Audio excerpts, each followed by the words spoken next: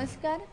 मराठा विद्या प्रसारक समाजाचे कर्मवीर शांताराम बापू करुणाजी वावरे कला विज्ञान वाणिज्य महाविद्यालय सिडको नाशिक येथील वाणिज्य विभागात FY BCom साठी प्रवेश घेतलेल्या सर्व विद्यार्थ्यांचे मी डॉक्टर सुजाता गडाख वाणिज्य विभाग प्रमुख सहर्ष स्वागत करते. चॉईस बेस्ड क्रेडिट सिस्टीम ही जी आहे 2019 पासून सुरू झालेली आहे, त्याची डिटेल इन्फॉर्मेशन विद्यार्थ्यांना मिळावी या उद्देशाने हे प्रेझेंटेशन जे आहे ते तयार करण्यात आलेलं आहे.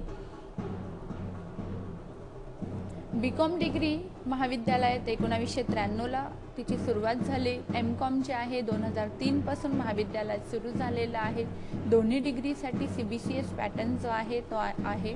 त्यानंतर BCom डिग्रीसाठी business administration, cost and works accounting, marketing management हे 3 विषय जे आहे तर ते स्पेशल विषय उपलब्ध आहेत. MCom साठी बिझनेस ॲडमिनिस्ट्रेशन आणि advance cost and works accounting हे 2 सब्जेक्ट जे आहे तर ते महाविद्यालयात उपलब्ध आहेत.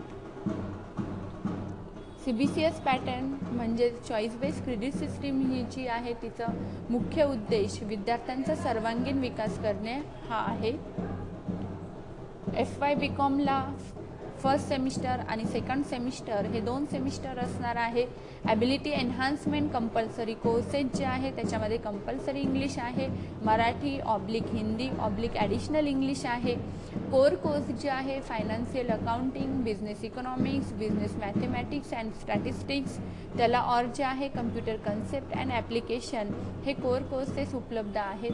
जेनेरिक इलेक्टिव्ह कोर्स जे आहे FY BComच्या डिग्रीसाठी त्याच्यामध्ये ग्रुप A मध्ये banking and finance, organisational skill development, cooperation, commercial geography हे सब्जेक्ट अवेलेबल आहे. Generic elective course group B साठी marketing and salesmanship, business environment and entrepreneurship, consumer protection and business ethics, foundation course in commerce हे उपलब्ध आहे. यापैकी marketing and salesmanship, business environment and entrepreneurship हे जे courses आहेत तर ते आपल्या महाविद्यालयात उपलब्ध आहेत. आता ह्या डिव्हिजन्स आहेत. Division A, division B, division C आणि डिव्हिजन D हे FY BComसाठी आपल्या विभागातर्फे उपलब्ध आहेत. त्यामध्ये compulsory English, financial accounting, business economics हे 3 जे कोर्स सब्जेक्ट आहे ते प्रत्येक डिव्हिजनला कंपल्सरी आहेत. देन डिव्हिजन A आणि डिव्हिजन D जी आहे तर तिला सेम सब्जेक्ट आहे. डिव्हिजन B आणि डिव्हिजन C जी आहे तर तिला सेम सब्जेक्ट आहे. फर्स्ट जे 3 दिलेले आहेत 3 सब्जेक्ट, त्या व्यतिरिक्त आपण बघितलं तर marketing and salesmanship, banking and finance, business mathematics and statistics, Marathi हे सब्जेक्ट जे आहे डिव्हिजन A आणि डिव्हिजन Dला कंपल्सरी आहे. डिव्हिजन D ही इंग्लिश मीडियमची आहे. ऑल सब्जेक्ट इंग्लिश मीडियममध्ये डिव्हिजन D साठी असतील. फक्त जो मराठी सब्जेक्ट A साठी लास्टला आपल्याला दिसतोय, त्याच्या व्यतिरिक्त डिव्हिजन D साठी जो आहे तो ॲडिशनल इंग्लिश सब्जेक्ट असणार आहे. B साठी आपण जर बघितलं तर business environment and entrepreneurship, organisational skill development, computer concept and application, then Hindi हे कोर्सेस जे आहेत ते डिव्हिजन C साठी सुद्धा सेम आहेत. फक्त हिंदी बरोबर काही विद्यार्थ्यांना मराठी सब्जेक्ट पण डिव्हिजन C साठी ऑफर केलेला आपल्याला दिसून येतो. त्यानंतर बघा हे 7 सब्जेक्ट जे आहे ते प्रत्येक डिव्हिजनला कंपल्सरी आहे. त्याच्या व्यतिरिक्त ॲड ऑन कोर्सेस जे आहे तुम्हाला इथे 5 ॲड ऑन कोर्सेस समोर दिसत आहे. Computerise accounting, employability skill enhancement programme, gender sensitivity, intellectual property right law आणि व्हॅल्यू एज्युकेशन. यापैकी व्हॅल्यू एज्युकेशन हा आपण फर्स्ट सेमिस्टरसाठी घेतो. सेकंड सेमिस्टरसाठी कम्प्युटराइज अकाउंटिंग किंवा एम्प्लॉयबिलिटी स्किल एन्हान्समेंट प्रोग्राम जो आहे या दोघांपैकी एक जो आहे कोर्स आपला सेकंड सेमिस्टरला होतो. हे कोर्सेस जे आहे ते अनिवार्य आहे. ते आपल्या कॉमर्स डिपार्टमेंट थ्रू जे आहे तर ते आपल्या घेण्यात येतात. त्याच्यामुळे ते कंपल्सरी कोर्सेससुद्धा विद्यार्थ्यांना त्या 7 सब्जेक्ट व्यतिरिक्त कंप्लीट करायचे आहे याची विद्यार्थ्यांनी नोंद घ्यायची आहे. आता मॅन्डेटरी क्रेडिट जे आहे BCom डिग्रीसाठी 132 इतके मॅन्डेटरी क्रेडिट जे आहे ते अलॉट केलेले आहे युनिव्हर्सिटीने. त्या व्यतिरिक्त 8 मॅन्डेटरी क्रेडिट जे आहे म्हणजे एक्स्ट्रा 8 क्रेडिट जे आहे ते सुद्धा विद्यार्थ्यांनी ऑब्टेन करायचे आहे. 132 + 8 जेव्हा 140 क्रेडिट्स तुमचे कंप्लीट होतील तेव्हा तुम्हाला BCom डिग्री जी आहे तर ती दिली जाईल. म्हणून 8 मॅन्डेटरी क्रेडिट आहे, तर त्याची जबाबदारी संपूर्ण विद्यार्थ्यांची आहे. त्यातही आपण बघितलं तर फिजिकल एज्युकेशन जे आहे त्याला 2 क्रेडिट आहे आणि ते जे आहे महाविद्यालयीन स्तरावर जे आहे तर ते घेण्यात येतात. त्यानंतर 2 क्रेडिट जे आहे तर ते डेमोक्रेसी, इलेक्शन अँड गव्हर्नन्स या कोर्ससाठी आहेत आणि ते 2 क्रेडिट्स. त्यानंतर फिजिकलचे जे आहेत ते 2 क्रेडिट्स, असे मिळून 4 क्रेडिट जे आहे ह्या 8 मॅन्डेटरी क्रेडिटमधले तुमचे कंप्लीट होतात.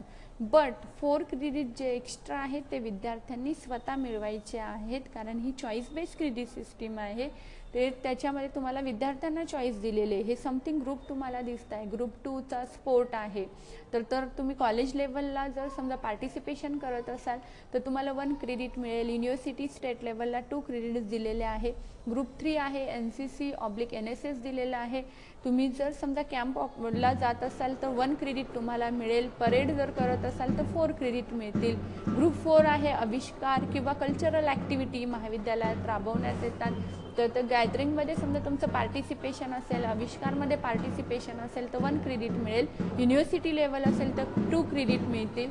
स्टेट लेवल विनर असाल तुम्ही तर तुम्हाला 4 क्रेडिट मिळतील. रिसर्च पेपर प्रेझेंटेशनसाठी ग्रुप 5 दिलेला आहे. स्टेट नॅशनल लेवलला प्रेझेंटेशन केलं तर 1 क्रेडिट तुम्हाला ऑब्टेन करता येईल. इंटरनॅशनल लेवलला 2 क्रेडिट ऑब्टेन करता येतील. ग्रुप 6 आपल्याला दिसतोय summer school oblique short term programme. तो 1 वीकचा तुम्ही कंपल्सरी कंप्लीट केला तरच तुम्हाला ते क्रेडिट मिळतील. 1 वीकपेक्षा जर तो कमी असेल तर तुम्हाला क्रेडिट मिळणार नाही. ग्रुप 7 आहे सर्वे. एका सर्वेसाठी 2 क्रेडिट जे आहे अलोकेट केलेले आहे. ग्रुप 8 आहे field visit oblique study tour oblique जे आहे ते कॉम्पिटिशन्स. 1 क्रेडिट तुम्हाला ईच ॲक्टिव्हिटीसाठी आहे. ग्रुप 9 जे आहे तर ऑनलाईन सर्टिफिकेट कोर्सेससाठी दिलेला आहे. 10 आवर्सचा जो आहे तो 1 क्रेडिट जर तुम्ही कोर्स कंप्लीट केला तर तुम्हाला 1 क्रेडिट मिळेल.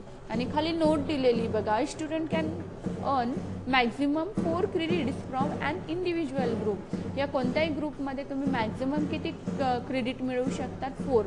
सपोज तुम्हाला एखादा ग्रुप वाटलं की नाही NCC आहे, NSS आहे आणि मी 4 क्रेडिटपेक्षा जास्त क्रेडिट मिळवेल तर ते युनिव्हर्सिटीने अलाउड केलेलं नाही. मॅक्झिमम तुम्हाला 4 क्रेडिटच तिथे अलाउड आहे.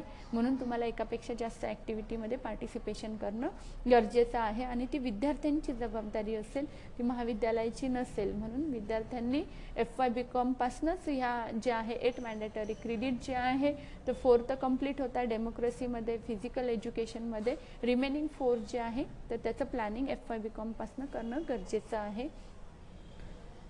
यानंतर बघा, मी अगोदरच सांगितलं की 132 क्रेडिट सेमिस्टर फर्स्ट आणि सेमिस्टर सेकंड FY BCom साठी असेल. सेमिस्टर थर्ड, सेमिस्टर 4 जे आहे SY BCom साठी असणार आहे. सेमिस्टर 5, सेमिस्टर 6 जे आहे तर ते TY साठी असणार आहे. आणि हे जे आहे तर हे रेग्युलर तुम्हाला 132 हे जे आहे क्रेडिट तर ह्या सेमिस्टरसाठी असणार आहेत. प्रॅक्टिकलसाठी आपल्याला दिसतं इथे 1 क्रेडिट आहे. ॲडिशनल जे ॲड ऑन कोर्सेस आहे त्याच्यासाठी सुद्धा 1 क्रेडिट इथे दिलेलं आहे. त्यानंतर इव्हॅल्युएशन पॅटर्न जो आहे 100 मार्क्सचा आपला पेपर असणार आहे. प्रत्येक सेमिस्टरचे तुमचे 7 सब्जेक्ट आहे, त्या दृष्टीने तुम्हाला 7 क्रेडिट असणार. 7 जे आहे सब्जेक्ट तर प्रत्येक विषयाला तुम्हाला 100 मार्कांसाठी पेपर असणार आहे. त्यापैकी तुम्हाला 30 मार्क्स जे असतील ते इंटरनल इव्हॅल्युएशनसाठी असतील. त्यापैकी कंपल्सरी तुम्हाला पासिंगसाठी 12 मार्क्स ऑब्टेन करणं गरजेचं आहे. ज्या विषयाला प्रॅक्टिकल असेल तर त्याला 20 मार्क्ससाठी प्रॅक्टिकलची एक्झाम असेल, त्या 20 मार्क्सपैकी 8 मार्क्स जे आहे ते ऑब्टेन करणं गरजेचं असेल. प्रॅक्टिकल सब्जेक्टसाठी तुम्हाला युनिव्हर्सिटी पेपर 50 मार्क्सचा असणार आहे. आणि जर ज्या विषयांना प्रॅक्टिकल नाही त्याचा पेपर जो असणार आहे तो 70 मार्क्ससाठी असेल. या 70 मार्क्सपैकी तुम्हाला 28 मार्क्स कंपल्सरी ऑब्टेन करणं गरजेचं आहे, तेव्हा तुमचं पासिंग होणार आहे. Grades and grade points. तुम्ही जर समजा 10 ग्रेड ऑब्टेन करत असाल, तुम्हाला 90 अबोव पर्सेंटेज असतील अप टू 100 तर तुम्हाला O ग्रेड मिळेल. देन 75 अबोव असेल, 89 अप टू, तर तुम्हाला 9 ग्रेड पॉईंट जर मिळत असेल तर तुम्हाला एक्सलंट ग्रेड जी आहे ती मिळेल. समथिंग तुम्हाला A grade, B plus, B C हे जे आहे ह्या ग्रेड, तर त्याच्यासाठी तुम्हाला किती मार्क्स ऑब्टेन करावे लागेल, किती पर्सेंटेज मिळवावे लागेल, किती ग्रेड पॉईंट मिळवावे लागेल, हा चार्ट जो आहे त्याची इन्फॉर्मेशन देतो आहे. एटिकेटी रूल्स जे आहे, नंबर फर्स्ट एटिकेटी रूल्स तुम्हाला इथे दिलेला आहे. A student fail in all the courses of semester first shall be allowed to proceed semester second. That means सर्व जे स्टुडंट आहे ते जर समजा त्यांचं कोणत्याही रिझनमुळे फर्स्ट सेमिस्टर देणं शक्य झालं नाही तरी पण तुम्ही सेकंड सेमिस्टरला ॲपियर्ड होऊ शकतात. Number second rule, a student who fail in 4 theory courses and 2 practical courses at semester first and second taken together may be admitted to semester third and 4. जर तुम्ही 2 प्रॅक्टिकल आणि 4 थेअरी पेपर जे असतील त्याच्यामध्ये suppose तुम्हाला एटिकेटी create झाली, तुम्ही fail झाला तरी पण तुम्ही सेमिस्टर थर्डसाठी ॲडमिशन, दॅट मीन्स एस वायला ॲडमिशन घेऊ शकतात. If a candidate fail in all courses of semester third shall be allowed to proceed to semester 4. Same S वायला तुम्ही गेलेला आहात, थर्ड सेमिस्टर कोणत्याही रिझनमुळे तुम्हाला देता आलेलं नाही, तुम्ही फोर्थ सेमिस्टरसाठी ॲडमिट होऊ शकतात. Next rule, if a candidate fail in all the courses of semester 5 shall be allowed to proceed to semester 6. However, a student who fell in 4 theory courses and 2 practical courses at semester 3rd and 4th taken together may be admitted to semester 5 and 6. म्हणजे कोणत्याही रिझनमुळे तुम्ही semester 5 जे आहे ते देऊ शकला नाही, तुम्ही सेमिस्टर 6मध्ये ॲडमिट होऊ शकतात. But semester 3rd and semester 4 की जे एस वाय बी कॉमचं असेल तर त्याच्यामध्ये तुम्ही फक्त 2 प्रॅक्टिकल अँड 4 थेअरी पेपरला जे आहे ते एटिकेटी घेऊन तुम्हाला टी वायला ॲडमिशन घेता येईल. Last, a candidate shall not be allowed to proceed to semester 5 unless the candidate has been cleared semester first and second in all courses. जोपर्यंत तुमचं फर्स्ट आणि सेकंड सेमिस्टर जे आहे that means F Y clear होत नाही तर विद्यापीठाच्या नियमानुसार तुम्ही टी वायला जे आहे ते ॲडमिशन घेऊ शकणार नाही, याची विद्यार्थ्यांनी नोंद घ्यायची आहे. आणि हे एटिकेटीचे रोल्स तुम्हाला जस्ट फॉर इन्फॉर्मेशन दिलेले आहे. तुम्ही नक्कीच चांगले मार्क्स मिळवाल, चांगला ग्रेड मिळवाल अशी अपेक्षा मी व्यक्त करून माझं जे आहे ते मनोगत थांबवते. Thank you very much.